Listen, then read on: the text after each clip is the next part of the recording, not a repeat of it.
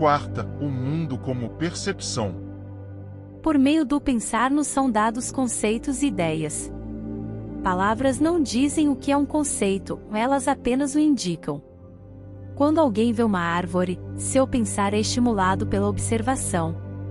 Ao objeto observado acrescentar-se, então, um complemento conceitual.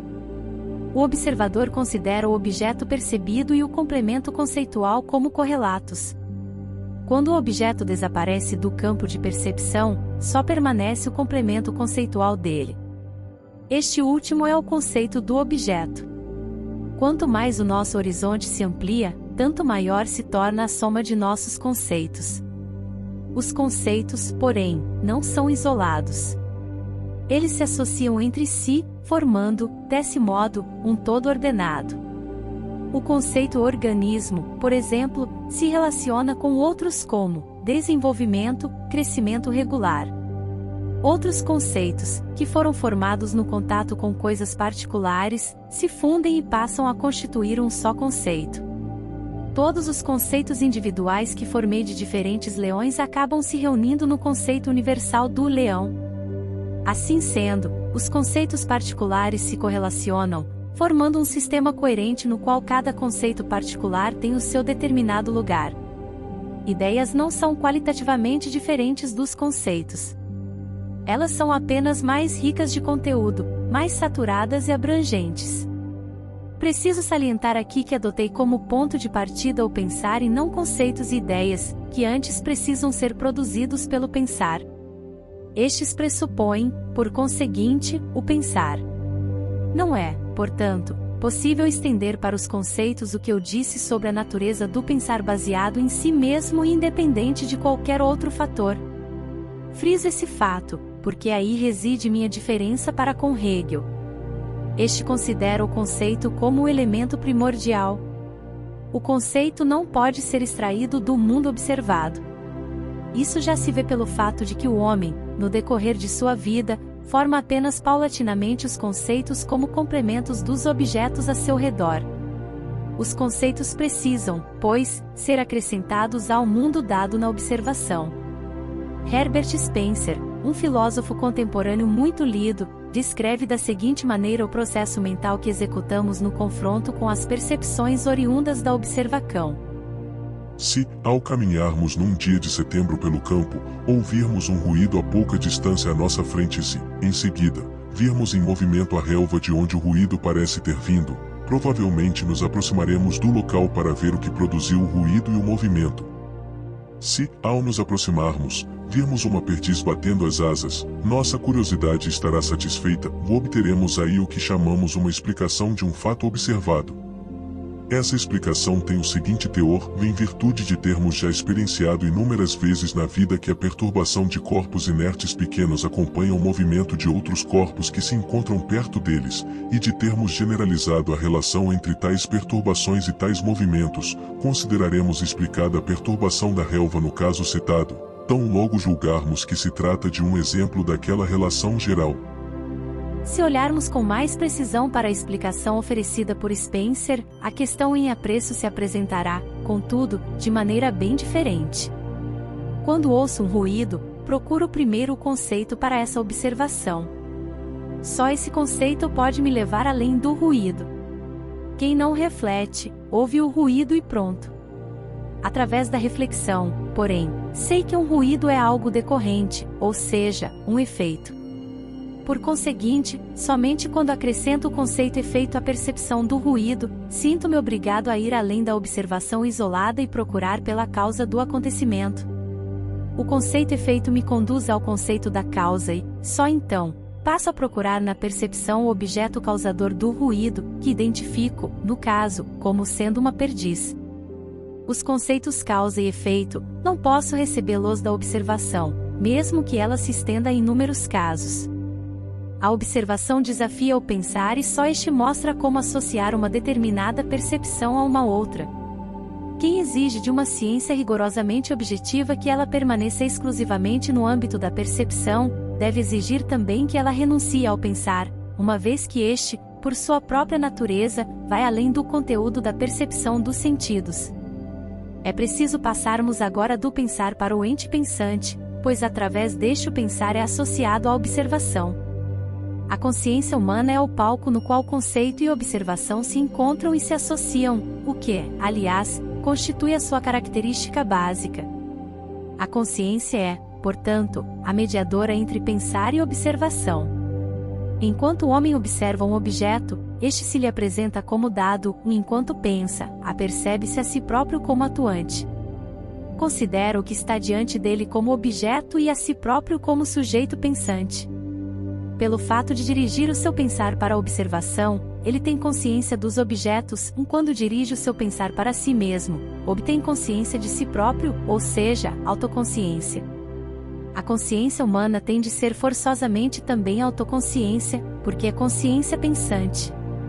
Ora, quando o pensar dirige a atenção para sua própria atividade, ele tem a si mesmo, ou seja, seu sujeito, como objeto diante de si.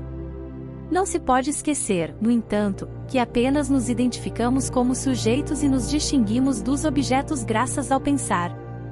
Por essa razão, não é lícito classificar o pensar como atividade somente subjetiva. O pensar não pertence ao sujeito e tampouco ao objeto, porque é a instância na qual esses dois conceitos têm, como todos os demais conceitos, a sua origem. Quando relacionamos, enquanto sujeitos pensantes, o conceito ao objeto, não se trata de uma relação apenas subjetiva. Não é o sujeito que estabelece a relação, mas sim o pensar. O sujeito não pensa por ser sujeito, mas se identifica como sujeito porque é capaz de pensar.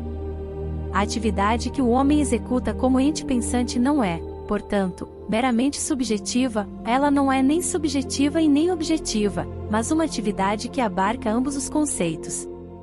Nunca devo, portanto, dizer que o meu sujeito individual pensa, na verdade, este só vive graças ao pensar.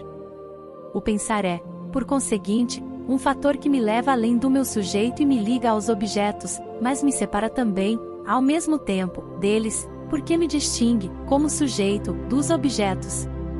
Aí reside justamente a natureza dual do homem. Ele pensa e abrange assim a si mesmo e ao restante do mundo, porém, tem de se definir simultaneamente, através do pensar, como o indivíduo que está em oposição às coisas.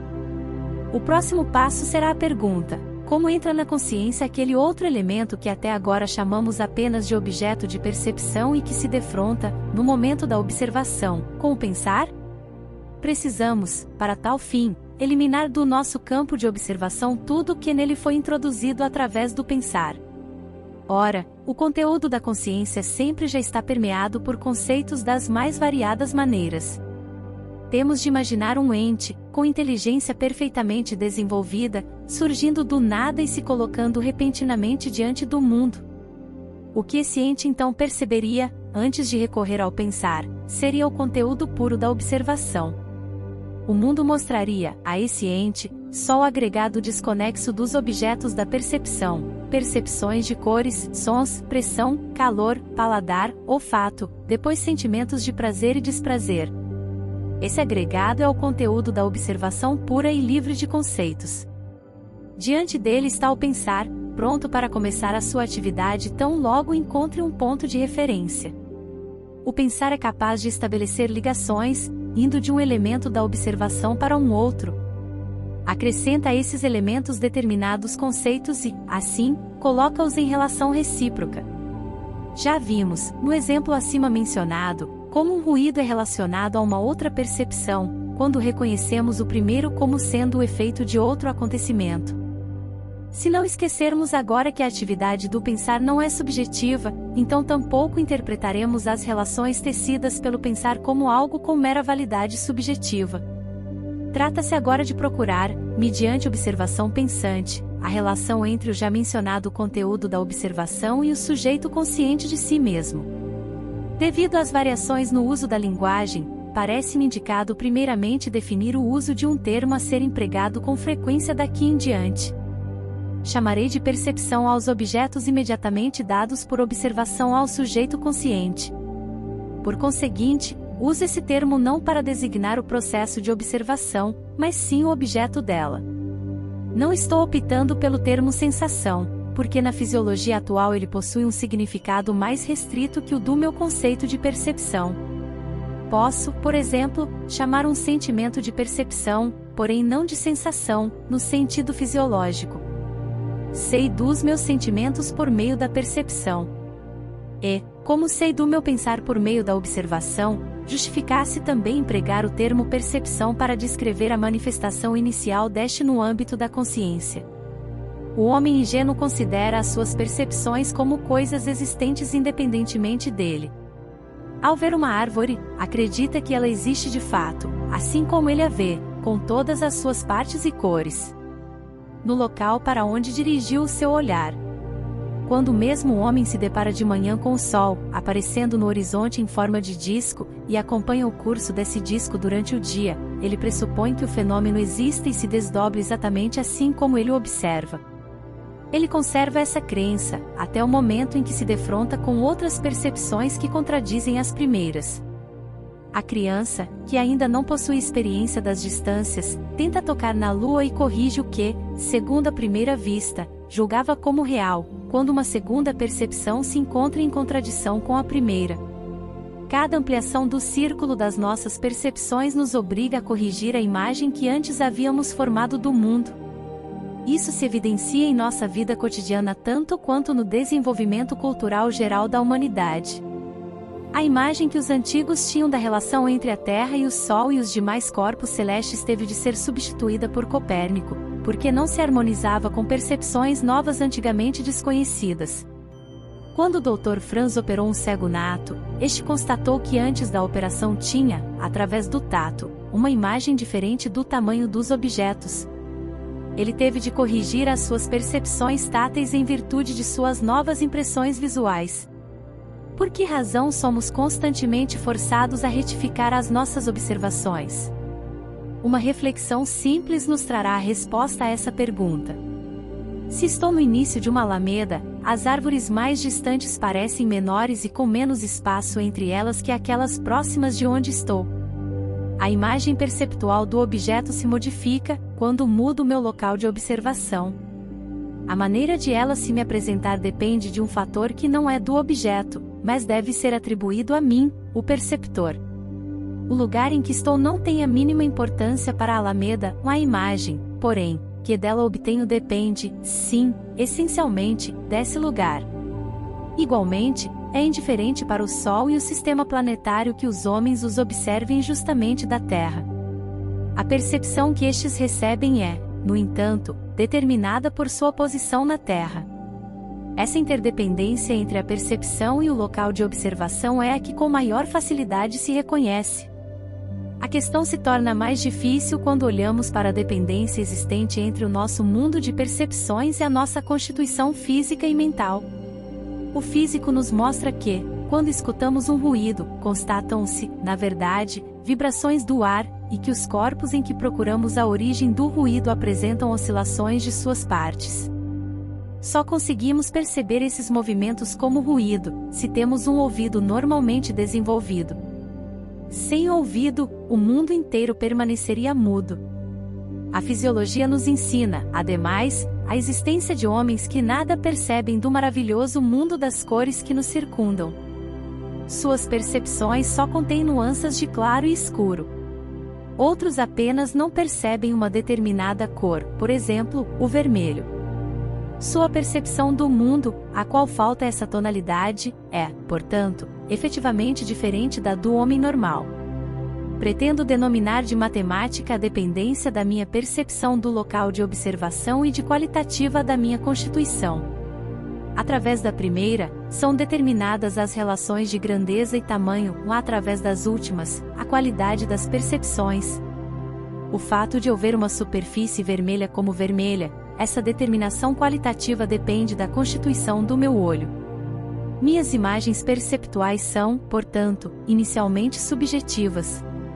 A descoberta do caráter subjetivo de nossas percepções pode facilmente levar à dúvida generalizada de se haveria algo objetivo subjacente a elas.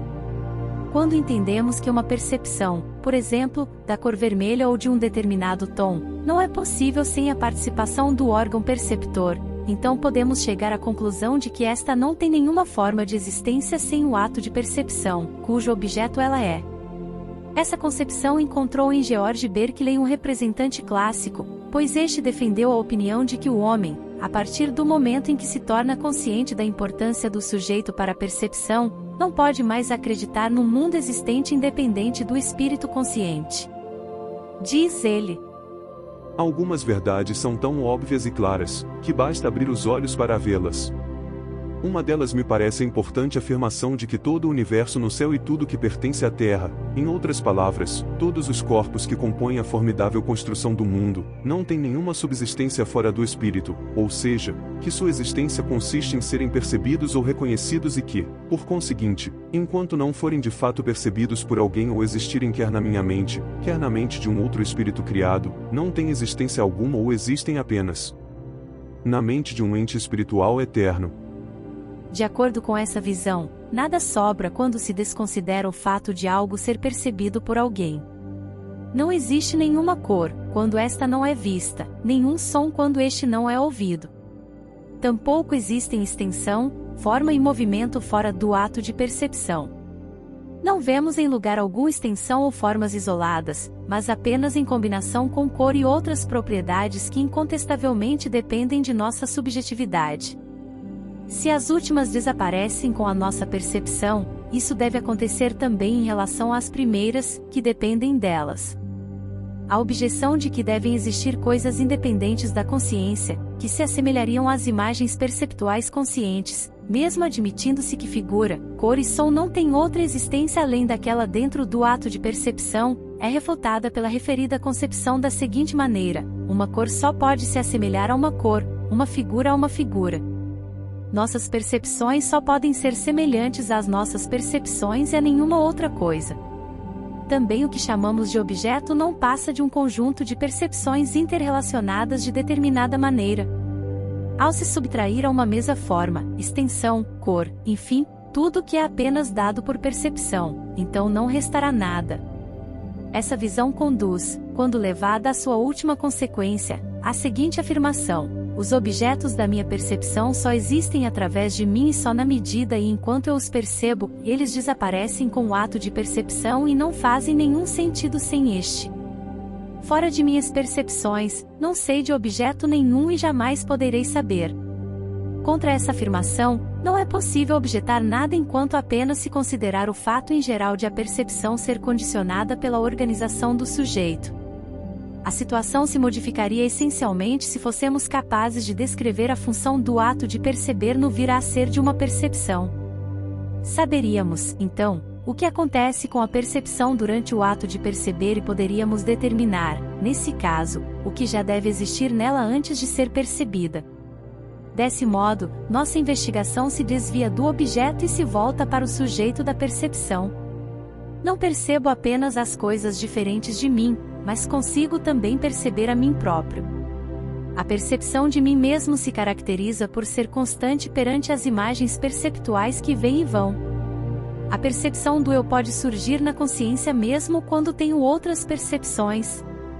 Quando estou submerso na percepção de um dado objeto, tenho, primeiramente, só consciência dele. A essa percepção pode juntar-se a percepção de meu próprio sujeito. Tenho, daí, não só consciência do objeto, mas também da minha pessoa, que está diante do objeto e o observa. Não vejo apenas uma árvore, mas sei também que sou eu que a vejo.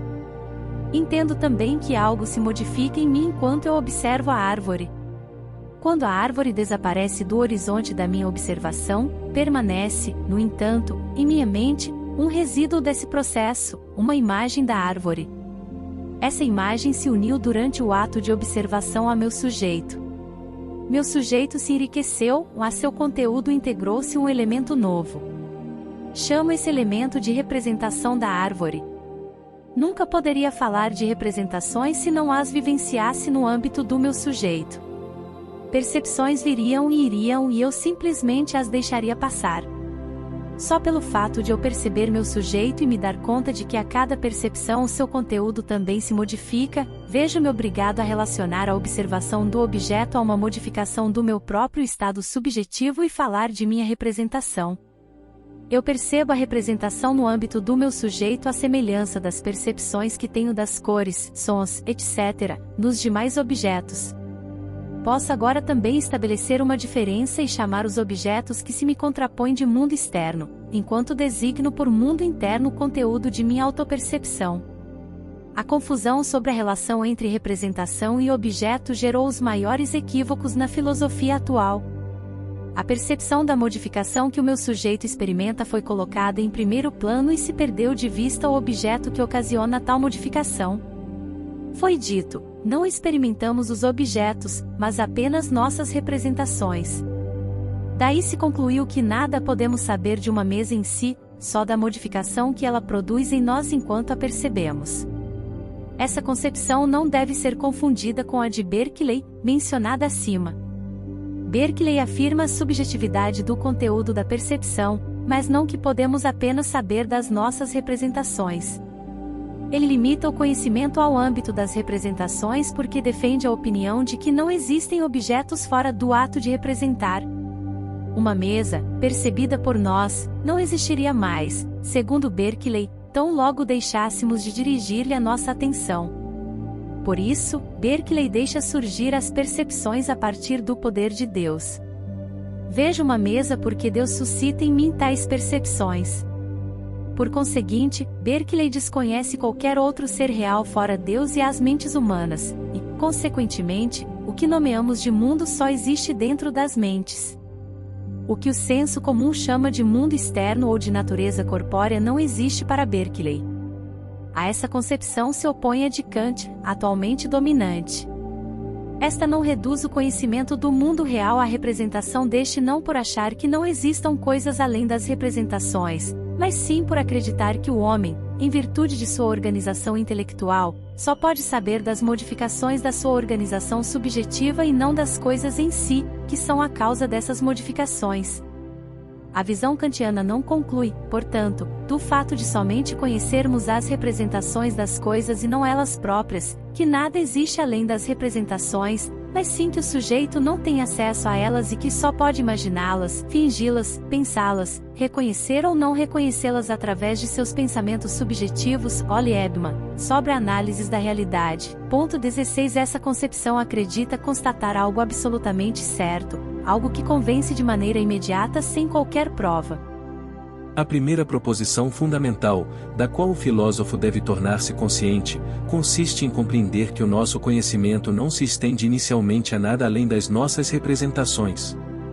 Nossas representações são as únicas coisas que experienciamos e vivenciamos imediatamente, e, visto que as experienciamos de forma imediata, tampouco a dúvida mais radical consegue privar-nos do conhecimento delas. Por outro lado, o conhecimento que vai além das nossas representações, uso esse termo no sentido mais lato possível, de sorte que todos os processos psíquicos estejam incluídos, não está salvo da dúvida. Por isso, é preciso considerar como explicitamente duvidoso todo e qualquer conhecimento além das representações no início do filosofar. Assim Volkelt começa seu livro A Teoria do Conhecimento de Immanuel Kant 17. O que aqui é apresentado como se fosse uma verdade absoluta e incontestável, é, na realidade, o resultado de uma argumentação complexa que se desenvolve da seguinte maneira: o homem ingênuo acredita na existência de objetos fora de sua consciência e que eles são assim como ele os percebe. Porém a física, a fisiologia e a psicologia parecem ensinar que a percepção depende da nossa organização e que, por conseguinte, não podemos saber de nada senão daquilo que a nossa organização nos transmite das coisas. Nossas percepções são, portanto, modificações de nossa organização e não as coisas em si. A referida argumentação levou Eduard von Hartmann de fato a aceitá-la como justificativa da proposição de que só temos conhecimento direto de nossas representações. Compare-se o seu livro, Questões Básicas da Teoria do Conhecimento 18, item como, ao ouvirmos algo, encontramos fora do nosso organismo vibrações dos corpos e do ar, deduz-se que aquilo que chamamos de som nada mais é senão a reação subjetiva de nosso organismo aos processos do mundo externo. Da mesma maneira, cor e calor são tidos como meras modificações do nosso organismo. professa-se a opinião de que esses dois modos de percepção são evocados no homem em decorrência de processos no mundo exterior essencialmente distintos daqueles que se apresentam como experiência efetiva de calor, de cor, etc. Quando os processos do mundo externo afetassem os nervos da epiderme, então teríamos a percepção subjetiva do calor, quando atingissem o nervo óptico, perceberíamos luz e cor. Luz, cor e calor seriam as reações dos meus nervos ópticos às afetações externas. Também o sentido do tato não me transmitiria os objetos do mundo externo, mas sim os estados do meu próprio organismo. De acordo com a física moderna, poder-se-ia pensar que os corpos se compõem de elementos infinitamente pequenos, as moléculas, e que essas moléculas não se tangem diretamente dado a distância existente entre elas. Existe, portanto, entre elas, um espaço vazio e, assim, elas atuariam entre si mediante forças de atração e de repulsão. Quando aproximo minha mão de um corpo, as moléculas de minha mão não tocam imediatamente as moléculas do corpo, pois sempre resta uma certa distância entre o corpo e a mão, de sorte que o que eu sinto como resistência do corpo, nada mais é senão o efeito das forças repulsivas que as suas moléculas exercem sobre as da minha mão. Estou simplesmente fora do corpo em questão e percebo apenas seu efeito, atuação, sobre meu organismo. De maneira complementar, acrescentasse a essa concepção a doutrina das chamadas energias específicas dos sentidos, defendida por J. Miller, 1801-1858. Ela consiste no fato de que todos os órgãos dos sentidos possuem a peculiaridade de responderem a todos os estímulos externos apenas de uma determinada maneira. Quando algo atua sobre o nervo óptico, surge uma percepção luminosa, independentemente se é provocada por aquilo que chamamos de luz ou por uma pressão mecânica ou por uma corrente elétrica. Por outro lado, o mesmo estímulo produz em diferentes sentidos percepções distintas. Assim, conclui-se que nossos sentidos só podem transmitir o que neles próprios acontece, por conseguinte, nada que pertença ao mundo externo. Os sentidos determinam as percepções conforme a sua natureza. A fisiologia mostra que não se pode falar de um conhecimento direto daquilo que os objetos produzem em nossos sentidos. Ao acompanhar os processos em nosso corpo, o fisiólogo acha que os movimentos externos sofrem alterações constantes em nossos sentidos. Percebemos isso com maior clareza no olho e no ouvido. Ambos são órgãos assais complicados, que modificam substancialmente o estímulo externo antes de levá-lo ao nervo correspondente. Da extremidade do nervo, o estímulo alterado é transmitido para o cérebro. Aqui devem ser estimulados os órgãos centrais. Disso se deduz que o processo externo sofre uma série de transformações antes de se tornar consciente. O que se processa no cérebro é o resultado de tantos passos intermediários, que não se pode mais falar em semelhança alguma com o processo real externo. O que o cérebro transmite à alma não são nem os processos externos e tampouco os processos nos órgãos sensórios, mas sim os que se encontram no cérebro. Mas nem estes são o que a alma percebe. O que é dado afinal à consciência não são os processos cerebrais, mas sensações. Minha sensação do vermelho não tem semelhança alguma com o processo que se desenrola no meu cérebro quando percebo o vermelho. Este último surge apenas como efeito na alma, efetuado através do processo cerebral.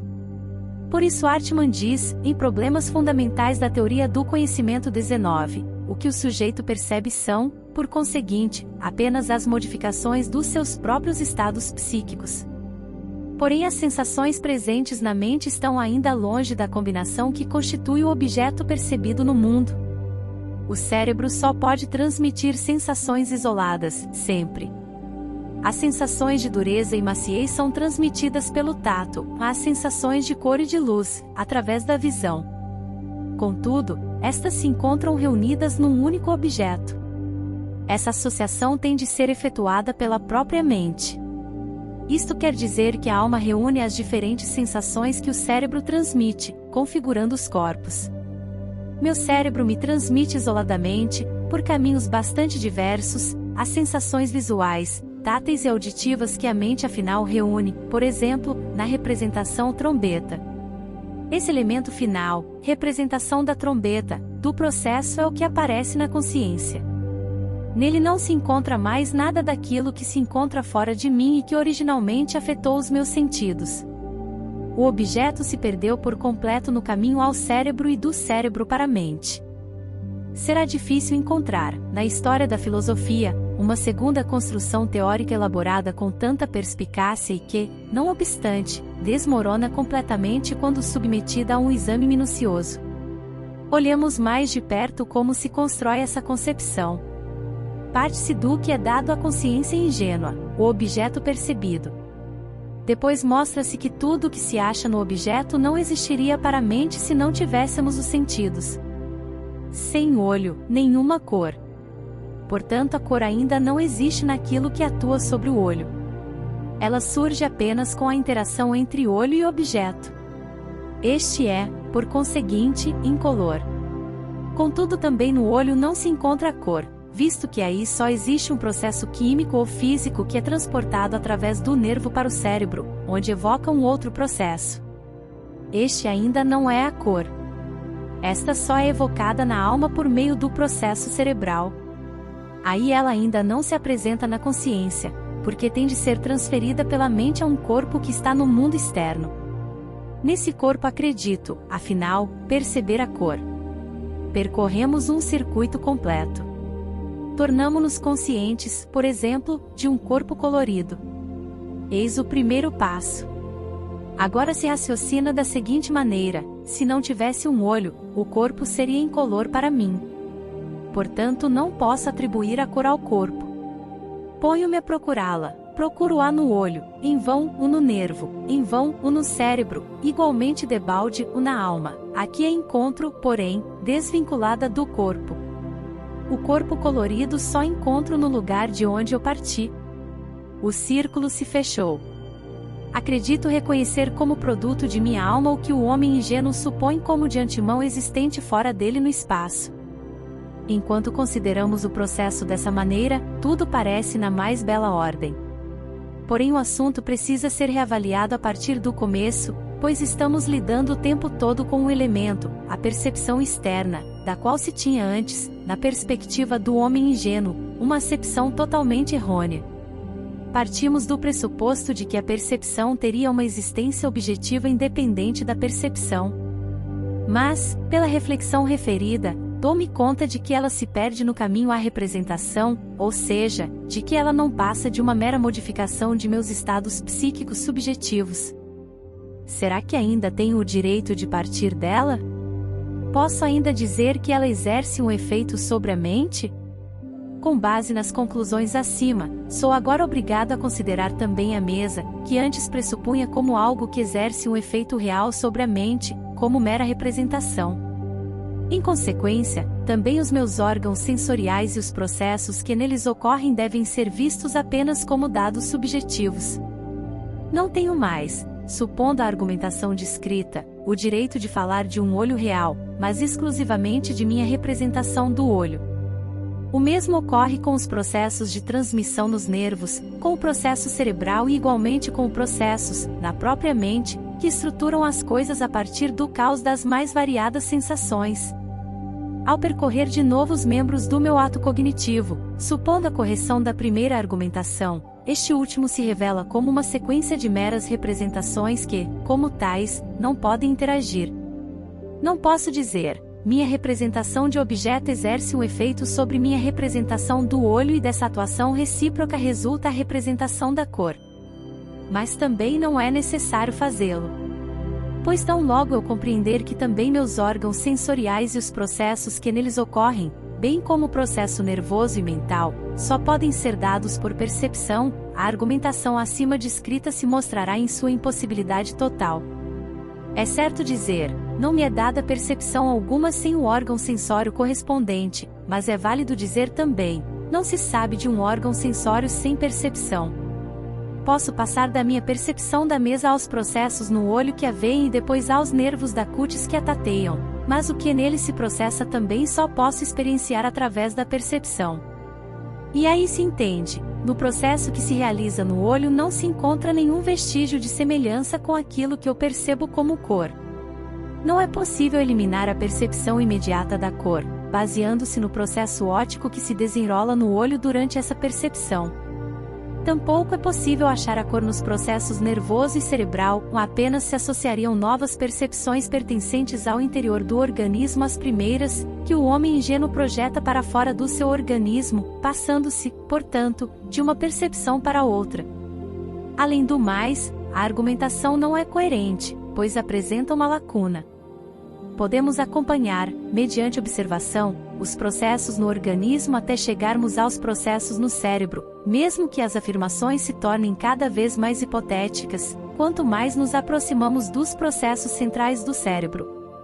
O caminho da observação externa cessa com esses processos, isto é, com os processos que perceberíamos se dispuséssemos dos meios físicos e químicos adequados para observá-los. O caminho da observação interna começa, no entanto, com a sensação e se estende até a constituição do objeto a partir do material bruto da percepção. Na transição do processo cerebral para a sensação, o caminho de observação é, pois, interrompido. O modo de pensar que acabo de caracterizar e que se autodenomina de idealismo crítico, em oposição ao ponto de vista da consciência ingênua, chamado realismo ingênuo, comete o erro de qualificar uma percepção como mera representação, mas de aceitar outras justamente naquele sentido realista próprio ao realismo ingênuo aparentemente contestado por ele.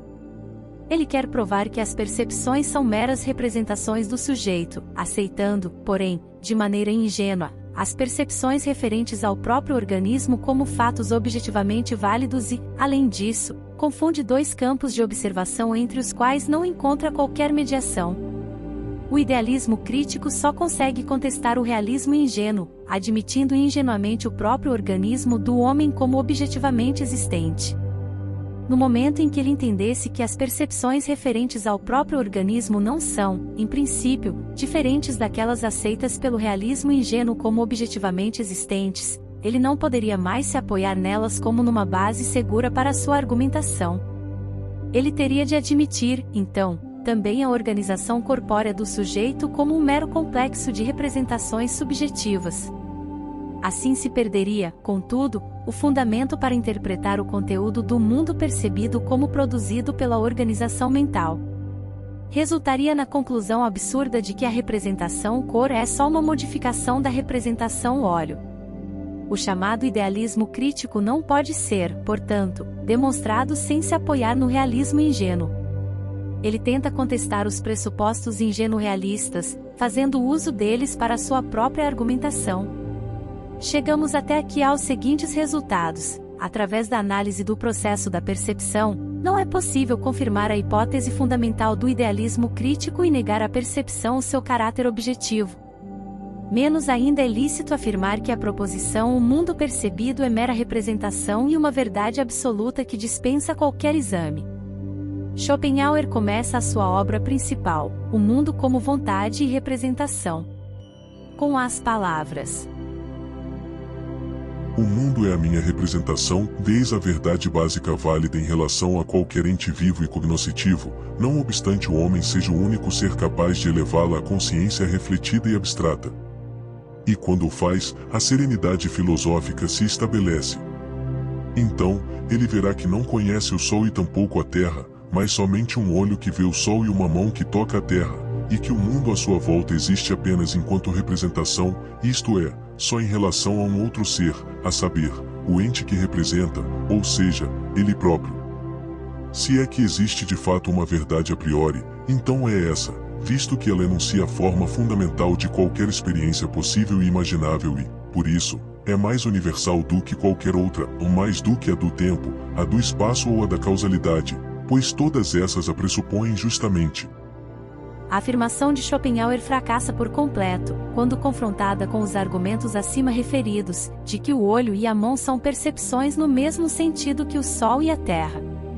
Poder-se-ia objetar, então, a Schopenhauer, fazendo alusão a seu modo de expressão, o seguinte: meu olho que vê o sol e minha mão que toca a terra são minhas representações, bem como o próprio sol e a própria terra, e daí se vê que assim se suspende a validade da referida assertiva. Apenas o olho e mão reais poderiam levar à representação do sol e da terra como modificação do organismo, mas de modo algum o olho e a mão se fossem meras representações. O idealismo crítico estaria, no entanto, autorizado a falar apenas de tais representações e não de objetos reais. O idealismo crítico é impróprio para fornecer esclarecimentos sobre a relação entre percepção e representação. Ele não consegue levar ao discernimento, exigido neste capítulo, referente ao que acontece com a percepção durante o ato de perceber e o que já estava nela antes de ser percebida. Por conseguinte, é preciso procurar um outro caminho para solucionar essa questão.